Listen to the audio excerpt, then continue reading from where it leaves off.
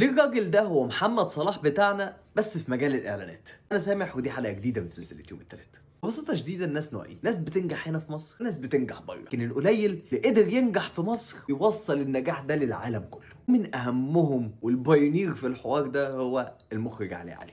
تخيل واحد اول اعلان من اخراجه يكون اعلان باندا، واللي اتكلمنا عنه في فيديو قبل كده انه من اهم الاعلانات اللي حطت مصر على الخريطه العالميه في المجال. علي علي مش بس وصل للعالميه، عمل اعلانات لاكبر البراندز على مستوى العالم: فودافون، جوجل، كوكا كولا، امازون، ديزل، عد زي ما تعد. يعني الراجل ده اشتغل مع ناس اي حد في المجال يحب يحط اسمهم بس اي حته جنبهم في البورتفوليو، هو تقريبا اشتغل معاهم كلهم. تاني حاجه كمان انه ياخد البالون دور بتاعه الاعلانات، كان جولد لاين اعلان ديزل وفي اعلان باندا، ودي اهم جايزه موجوده تقريبا في الكريتيف اندستري كلها. كمان يبقى اول مصري بيرأس لجنه التحكيم في الكان لاينز في 2025. ده يقول لك البوزيشن بتاعه عالميا عامل ازاي. تم تقديمه ساعتها باعتباره ان هو الكو فاوندر شركه جود بيبول فيلمز، يعني مصنف من اكتر 10 مخرجين خدوا جوائز في مجال الاعلانات. يمكن مش ده بس اللي يميز علي علي، اكتر حاجه تميز علي علي انه خد حاجه احنا بنعملها هنا قدر يوصلها للعالم كله. بسببه تقريبا موجود